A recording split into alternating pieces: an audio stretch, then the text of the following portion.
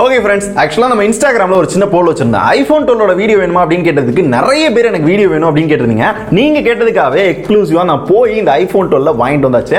சுட சுட புது ஐஃபோன் இப்போ நம்ம கையில் இருக்கு. நான் வாங்கின கடையோட அட்ரஸ், ஃபோன் நம்பர் எல்லாமே இங்கே கொடுக்குறேன். ஏன்னா நான் வாங்கின இடத்துல இந்த ஐஃபோனுக்கு ஒரு நல்ல ஆஃபரும் கொடுத்தாங்க.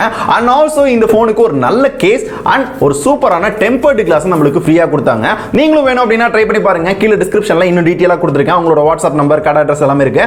வேணுன்றவங்க அங்கே ட்ரை பண்ணி பாருங்க. இப்போ இந்த iPhone 12 அன்பாக்சிங் நம்ம பார்க்கலாம். பொட்டி பாத்தீங்க அப்படின்னா ரொம்ப சின்னதா தான் இருக்கு. பாருங்களேன், பார்க்கிறதுக்கு ஒரு வெத்தலை பொட்டி மாதிரியே இருக்கும். பழைய பாக்ஸ் பாத்தீங்க அப்படின்னா இதை விட ரொம்ப அதிகமா இருக்கும். ஆனா இங்க இதுக்கான காரணம் பாத்தீங்கன்னா ஒரு ஸ்பெஷலான ரீசன் இருக்கு. உள்ளர ஒரு முக்கியமான ஐட்டம் கிடையாது. அது என்ன ஐட்டம்ன்றது உங்களுக்கும் தெரிஞ்சிருக்கும். இருந்தாலும் நான் காட்டுறேன்.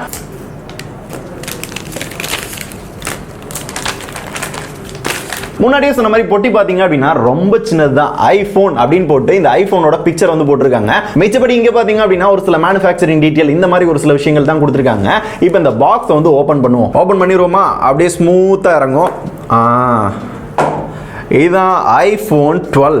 வாவ், நம்ம கையில் இருக்குது பார்த்தீங்கன்னா ப்ளூ கலர். இன்னொரு 4 கலர் இருக்கு. உங்களுக்கு பிடிச்ச மாதிரி எந்த கலர் வேணுமோ வாங்கிக்கலாம். எனக்கு ப்ளூ தான் அவைலபிள் இருந்துச்சு, அதனால நான் இதை வாங்கிக்கிட்டேன். இந்த ஃபோன் பார்க்கறதுக்கு பார்த்தீங்க அப்படின்னா அப்படியே iPhone 11 மாதிரியே தான் இருக்கும். ஆனால் கொஞ்சம் ஃபிளாட்டான சர்ஃபேஸ் வந்து கொடுத்துருக்காங்க. கையில் பிடிக்கிறதுக்கு கொஞ்சம் லெஸ் வெயிட்டாக இருக்க மாதிரி இருக்கு. இதை பற்றி கொஞ்சம் டீட்டெயிலாக அடுத்து பார்க்கலாம். அடுத்து பாக்ஸ்குள்ள பார்த்தீங்க அப்படின்னா இந்த 85,000 ரூபாய்க்கு உங்களுக்கு சிம் எஜெக்டர் கொடுக்குறாங்க. அது போக ஆப்பிள் ஸ்டிக்கர் ஒன்று கொடுக்குறாங்க. இன்னொன்று வேணும்னா நீங்கள் தனியாக இன்னொரு ஃபோன் வாங்கிக்கோங்கன்றாங்க. அது போக யூசர் மேனுவல், வாரண்டி கார்டு இதெல்லாமே ஒரு குட்டி பொட்டிக்குள்ள கொடுத்திருக்காங்க. பொட்டி பார்க்க கியூட்டா இருக்கு. அடுத்து பாத்தீங்கன்னா ஒரு type C to lightning charging cable கொடுத்திருக்காங்க. இந்த போன்ல 20 வாட் ஃபாஸ்ட் சார்ஜிங் சப்போர்ட் இருக்கு. ஆனா பாக்ஸ்க்குள்ள பாத்தீங்க அப்படின்னா சார்ஜர் அப்படின்லாம் எதுவுமே கிடையாது. 80,000 ரூபாய் கொடுத்து ஒரு போன் நான் வாங்குறப்ப சார்ஜர் பாக்ஸ்க்குள்ள இல்ல அப்படின்னா உண்மையிலே செம்ம காண்டாகுது. இதுக்கு அவங்க என்ன ரீசன் சொன்னாங்க அப்படின்னா எலக்ட்ரானிக் வேஸ்ட் வந்து அதிகமாகுது. ஆல்ரெடி ஐபோன் வச்சிருக்கவங்க தான் ஐபோன் வாங்குவாங்க. அதனால ஆல்ரெடி அவங்கள்ட்ட சார்ஜர் இருக்கும். இல்ல அப்படின்னா தனியா வாங்கிக்கோங்க. ஆப்பிள்லாம் பிரீமியம் யூசர் தானே அப்படின்ற மாதிரி சொல்றாங்க. டேய் விஷ்ணு, இங்க ஏதாவது எழுதி இருக்கு? நம்மள பார்த்தா எப்படி தெரியுதுன்னு தெரியல. எல்லாத்துலயுமே ஐபோன் இருக்கணும் அப்படின்ற அவசியம் கிடையாது. புதுசா வாங்குறவங்களுக்கு அப்ப அவங்களோட நிலைமை என்ன அப்படின்றதான் இப்ப என்னோட கேள்வி. சோ உங்களுக்கு வேணும் அப்படின்னா தனியா தான் வாங்கிக்கணும்ன்றாங்க. அந்த சார்ஜரோட விலை ஒரு 2000 ரூபாய் 2500 ரூபாய் கிட்ட வரும். அதுலயும் இவங்க கொடுத்த கேபிள் பாத்தீங்க அப்படின்னா டைப் C to லைட்னிங். இதுக்கு முன்னாடி எல்லாம் பாத்தீங்கன்னா USB கொடுப்பாங்க. ஆனா இங்க டைப் C கொடுத்திருக்காங்க. இது பக்கா ஒரு பிசினஸ்க்காக பண்ணது மட்டும்தான். அவங்க வந்து இந்த எலக்ட்ரானிக் வேஸ்டேஜ் அப்படின்னு கொடுத்திருந்தாங்க அப்படின்னா இதையும் கொடுக்காம இருந்திருக்கணும். இல்ல USB கொடுத்திருக்கணும். என்ன கரெக்ட் தானே? சோ அன்பாக்சிங் ரொம்ப ரொம்ப சிம்பிள் தாங்க. சார்ஜர் இல்ல அப்படின்றதுனால தான் பாக்ஸோட சைஸ் இவ்ளோ கம்மியா இருந்திருக்கு. மிச்சபடி வேற எதுவும் மேட்டர் கிடையாது பாக்ஸ்க்குள்ள.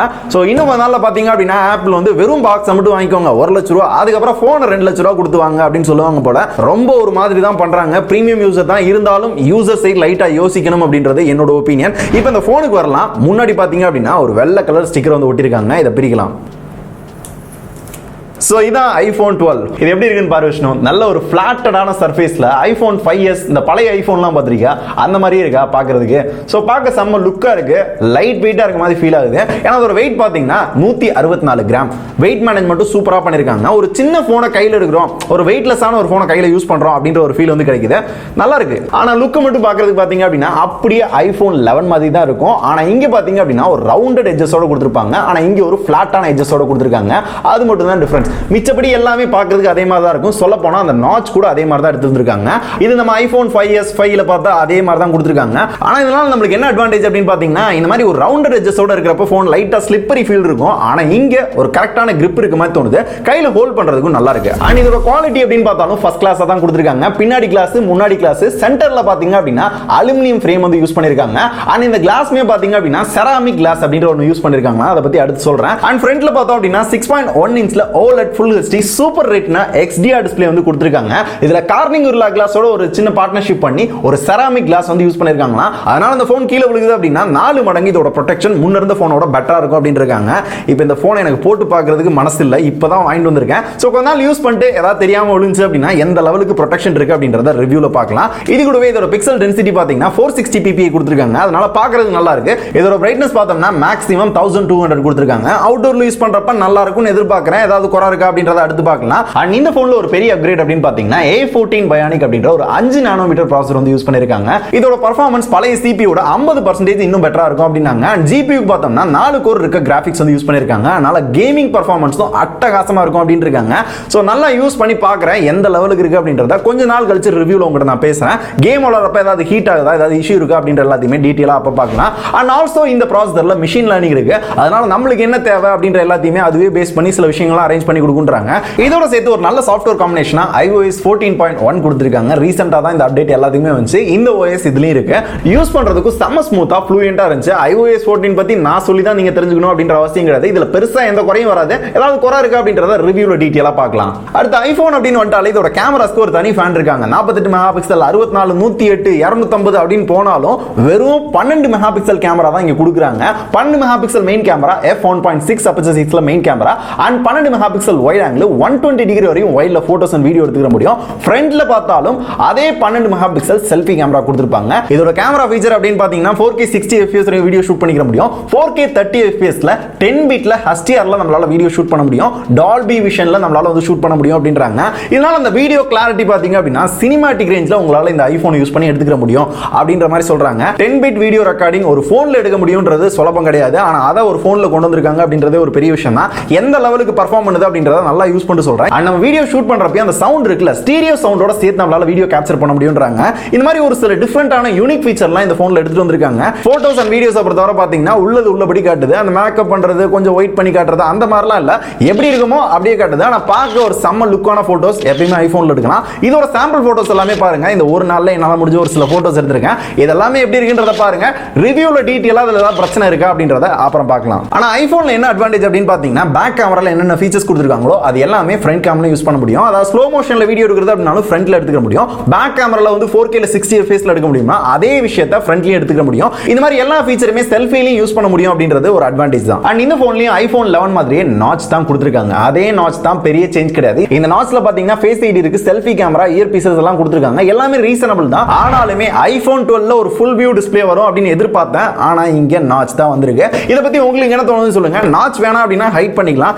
இருந்தாலும் 85,000 ரூபாய் கொடுத்து ஒரு லேட்டஸ்ட் போன் வாங்குறேன், எல்லாமே லேட்டஸ்டா கொடுத்துட்டு டிசைன் மட்டும் அதே நாட்ச் வச்சிருக்காங்களே அப்படின்றது எனக்கு யூசுவலா அந்த நாட்ச் பிடிக்காது. உங்களுக்கு பிடிக்குமான்றத கமெண்ட்ல தட்டி விடுங்க. அடுத்து இந்த போனோட பேட்டரி அப்படின்னு பாத்தீங்கன்னா எப்பயுமே ஆப்பிள் பேட்டரி கெபாசிட்டி சொல்ல மாட்டாங்க. ஆனா நம்ம பையில சும்மா இருப்பாங்களா, போன் வந்த உடனே ஓபன் பண்ணி உள்ள என்ன இருக்கு அப்படின்றத பார்த்துட்டாங்க. 2815 mAh பேட்டரி கொடுத்திருக்காங்க. 20 வாட் ஃபாஸ்ட் சார்ஜிங் சப்போர்ட் இருக்கு. And also wireless charging support இருக்கு எப்பயும் போல. ஆனா இந்த தடவை மேக்ஸ் சேவ் அப்படின்ற ஒரு டெக்னாலஜி கொண்டு வந்திருக்காங்க. சார்ஜரை பக்கத்துல கொண்டு போனாலே டக்குன்னு ஓட்டிட்டு சார்ஜ் ஆகும். அண்ட் ஃபாஸ்ட் சார்ஜிங் சப்போர்ட் இருக்கு வயர்லெஸ்ல அப்படி இருக்காங்க. அது வேணும் அப்படின்னா நீங்க தனியா தான் வாங்கிக்கணும் அப்படின்றாங்க. பாக்ஸ்க்குள்ள ஓன் சார்ஜரே கொடுக்கல. இதெல்லாம் எப்படி ஃப்ரீயா கொடுப்பாங்க? செகண்ட் திங் பாத்தீங்கன்னா உலகத்துல இந்தியால மட்டும் தான் ஐபோனை ரொம்ப அதிகமான பிரைஸ்க்கு விக்கிறாங்க. ஆனாலுமே ஒரு 5 வாட் சார்ஜர் கூட பாக்ஸ்க்குள்ள கொடுக்கல. எக்ஸ்ட்ரா ஒரு 500 ரூபாய் வாங்கிட்டு அவங்க சார்ஜர் வந்து கொடுக்கலாம். ஆனா ஏன் கொடுக்க மாட்டாங்கன்னு தெரியல. இதோட பேட்டரி பாத்தீங்கன்னா 17 மணி நேரம் வரும் அப்படின்றாங்க. அண்ட் ஆல்சோ இந்த போன்ல பாத்தீங்கன்னா ஸ்டீரியோ ஸ்பீக்கர் கொடுத்திருக்காங்க. ஆப்பிள்ல ஸ்டீரியோ ஸ்பீக்கர் இன்னொரு பெட்டரான எக்ஸ்பீரியன்ஸ் கொடுக்கும்னு நினைக்கிறேன். இப்போ வரை கேட்டவரை பாத்தீங்கன்னா ஒரு நல்ல லவுடா கிளியரா கேக்குற மாதிரி தெரியுது. இத பத்தி டீடைலா ரிவ்யூல பேசலாம். அண்ட் எல்லா ஐபோன் மாதிரி இதுலயும் IP ரேட்டிங் கொடுத்திருக்காங்க. IP68 சர்டிபிகேஷன் இருக்கு. 6 மீட்டர்ல 30 நிமிஷம் வரை இந்த போனை யூஸ் பண்ணாலும் எந்த பாதிப்பும் வராதுன்றாங்க. யூசுவலா IP ரேட்டிங் ஆப்பிள்ல எப்பயுமே பெஸ்டா தான் கொடுப்பாங்க. இப்போதைக்கு நான் தண்ணிக்குள்ள போடுறதுக்கு எனக்கு மனசு இல்ல. கொஞ்ச நாள் யூஸ் பண்ணிட்டு தண்ணிக்குள்ள போட்டு டெஸ்ட் பண்ணுவோம். ரிவ்யூல டீடைலா ஏதாவது பிரச்சனை வந்துச்சா அப்படின்றத அப்புறம் பார்க்கலாம். இது கூடவே இதோட கனெக்டிவிட்டி பாத்தீங்கன்னா 5G சப்போர்ட் இருக்கு. iPhone 12 சீரிஸ்ல இருக்க எல்லா போனுமே 5G சப்போர்ட் இருக்கு. இந்தியால என்னதான் 5G இல்லைனாலும் ஜியோ அடுத்த வருஷம் கொண்டு வர போறாங்க.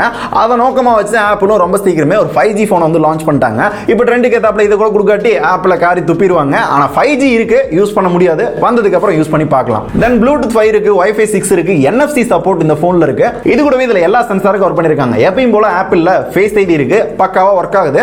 ஆனா இதுல அந்த டச் ஐடி அப்படின்ற மாதிரிலாம் ஏதாவது வரும், இன் டிஸ்ப்ளே ஃபிங்கர் பிரிண்ட் சென்சார் வரும் அப்படின்ற மாதிரி எல்லாரும் எதிர்பார்த்தோம். ஆனா அதெல்லாம் கொடுக்கல. அண்ட் மேக்னெட்டோமீட்டர் சென்சார் இதுல கொடுத்திருக்காங்க. அதான் அந்த மேக்ஸ் சேஃப் அப்படின்ற வயர்லெஸ் சார்ஜிங் இருக்குல்ல, அதுக்காக கொண்டு வந்தாங்க. பின்னாடி ஏதாவது ஊக்கு வைக்கிறீங்க, சின்ன சின்ன காயின் வைக்கிறீங்க அப்படின்னா லைட்டா ஒட்டுது. அண்ட் இந்த போன்ல 2 சிம் கார்டு போட்டுக்க முடியும். ஒரு சிம் பிசிக்கலா போட்டுக்கலாம், இன்னொரு சிம் பாத்தீங்கன்னா ஈஸியா வந்து யூஸ் பண்ணிக்க முடியும். இது கூடவே இதோட மெமரி அப்படின்னு பாத்தீங்கன்னா எப்பயுமே RAM வந்து சொல்ல மாட்டாங்க. 3 வேரியன்ட்ல வந்து லான்ச் பண்ணாங்க. 64GB variant, 128GB variant, 256GB variant வந்து லான்ச் பண்ணாங்க. ஆனா உள்ள டியர் டவுன் பண்ணி என்ன RAM கொடுத்திருக்காங்க அப்படின்றத நம்ம பிள்ளைங்க கண்டுபிடிச்சிட்டாங்க. 4GB RAM தான் எல்லா வேரியன்ட்லயும் இருக்கு. எனது 80,000 ரூபாய்க்கு 4GB RAM தானா அப்படின்னு கேட்டீங்கன்னா எப்பயுமே ஆப்டிமைசேஷன் ஆப்பிள்ல பெஸ்டா இருக்கும். 4GB கொடுத்தாலும் ஓரளவு பெஸ்டா பண்ணிருப்பாங்க. அந்த ஸ்லோவா இருக்குது, லாக் ஆகுது, அந்த இஷ்யூலாம் இருக்காது. அதோட ப்ராசஸர் எல்லாத்தையுமே ஒரு காம்பினேஷன் காம்பினேஷனா பார்க்கறப்ப எப்பயுமே பெட்டரா தான் இருக்கும். இந்த தடவையும் அதே மாதிரி தான் இருக்கு. இப்போ இந்த ஐபோன் 11க்கும் 12க்கும் அப்படி என்ன அப்கிரேட் எடுத்துட்டு வந்திருக்காங்க அப்படின்னு கேட்டீங்கன்னா, முதல் விஷயம் ஒரு ஃபிளாட்டான டிசைன்ல வந்து எடுத்துட்டு வந்திருக்காங்க. கையில ஹோல்ட் பண்றது நல்லா இருக்கு, வெயிட் வந்து கம்மி பண்ணிருக்காங்க. அண்ட் ஆல்சோ செராமிக் கிளாஸ் அப்படின்னு ஒன்று யூஸ் பண்ணிருக்காங்க. இதனால போன ஜெனரேஷனோட இதோட ப்ரொடெக்ஷன் பாத்தீங்கன்னா 4 மடங்கு பெட்டரா இருக்கும் அப்படின்னாங்க. கீழே போட்டாலும் ஓரளவு பெட்டரா இருக்கும்னு சொல்லியிருக்காங்க. அண்ட் 10 பிட்ல வீடியோ வந்து ரெக்கார்ட் பண்ண முடியும். ஒரு டிஎஸ்எல்ஆர் கேமரால பண்றத ஒரு மொபைல்ல நம்மளால பண்ணிக்க முடியும். இது ஒரு A14 Bionic அப்படின்ற ஒரு சூப்பரா பெர்ஃபார்ம் பண்ற ப்ராசஸர் வித் 5G சப்போர்ட்டோட வருது. அண்ட் ஸ்டீரியோ ஸ்பீக்கர் சப்போர்ட் கொடுக்குறாங்க. டிஸ்ப்ளேமே பாத்தீங்கன்னா ஃபுல் HD ரெசல்யூஷன்ல கொடுக்குறாங்க.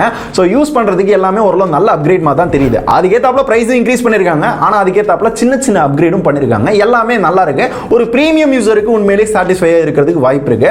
ஆனா அந்த டிசைன் மட்டும் கொஞ்சம் புதுசா ஏதாவது ட்ரை பண்ணிருந்தாங்க அப்படின்னா இன்னும் நல்லா இருந்திருக்கும். இன் display finger print sensor, 120 Hz refreshing rate, full view screen, அது இதுன்னு எல்லாருமே எதிர்பார்த்தோம். ஆனா நம்ம எல்லாருமே எதிர்பார்த்தது ஒண்ணு, ஆனா அங்க நடந்தது ஒண்ணு அப்படின்ற மாதிரி தான் இந்த போனை கொண்டு வந்திருக்காங்க.